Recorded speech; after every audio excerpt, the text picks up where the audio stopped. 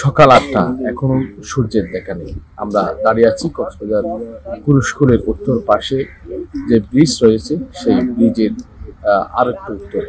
আপনারা দেখতে পাচ্ছেন আমার পেছনে খেজুরের বাগান, অর্থাৎ এই খেজুর বাগানের রস কিনতে হাতে মানুষ একদম আজান, ফজরের যখন আজান হয় তখন এরপর থেকে তারা সারি সারিভাবে ভিড় করছে। এবং আমরা দেখতে পেয়েছিলাম কিছুক্ষণ আগে এখানে তাদের উপচে পড়া বীজ এবং গাছ থেকে যে তরতাজা অর্থাৎ সুস্বাদু একদম গাছ থেকে নামানো হচ্ছে এখানকার যে রস, খেজুরের রস, গ্রাম বাংলার ঐতিহ্যবাহী যে রস রয়েছে সেই ঐতিহ্যবাহী রস।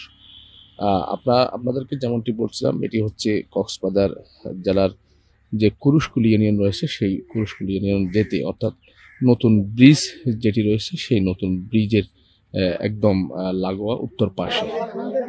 কুয়াশার চাদরে মোড়ানো শীতের প্রধান আকর্ষণ হিমশীতল খেজুরের রস, যেন এর সঙ্গে কোনো কিছুর তুলনায় হয় না। শীতকাল আসতেই খেজুর রসের ঘ্রাণ ও স্বাদ নেওয়ার একরকম প্রতিযোগিতা শুরু হয়। আপনার যেমনটি দেখছিলেন, স্বাদ ও ঘ্রাণ অনেক মিষ্টি। প্রচলিত খাদ্য হিসেবে খেজুরের রস বেশ সস্তা, পুষ্টিকর উপাদান। কুয়াশাচ্ছন্ন আকাশ, কনকনে ঠান্ডা, ভোরের স্বাদ অতুলনীয়। শীতের তীব্রতায় খেজুর গাছ তার সর্বস্ব অমৃত ঢেলে দেয় তার রসে।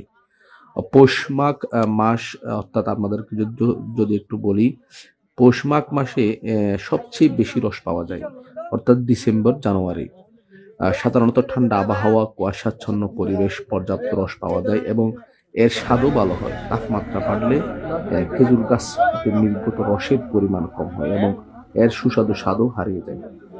আপনাদেরকে যদি আর একটু বলি, আবহমান বাংলার গ্রাম অঞ্চল খেজুর রস সংগ্রহ করতে গাছের মাথার অংশকে ভালো করে পরিষ্কার করা হয়। নভেম্বর মাসের মাঝামাঝিতে গাছ পরিষ্কার করতে হয়। গাছ পরিষ্কার করার পর 15 থেকে 20 দিন পর গাছ ছাঁটতে হয়।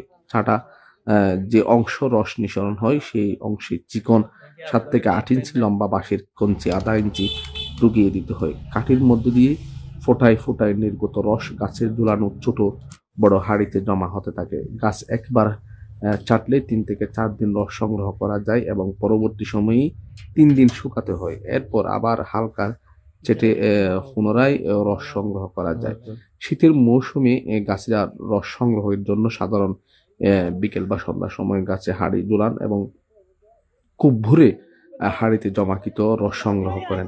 খেজুরের রস সাধারণত ডিসেম্বর হতে এপ্রিল মাস পর্যন্ত সংগ্রহ করা যায়, এরকম আমরা জানতে পেরেছি। আপনাদেরকে যদি আর একটু বলি, আমরা দেখতে পেয়েছি অনেক আবেগ ভ্রমণরা হাঁড়ি নামানোর সঙ্গে সঙ্গে গাছদের কাছ থেকে সরাসরি কাঁচা রস পান করেন এবং সেটা আমরা দেখতে পেয়েছিলাম।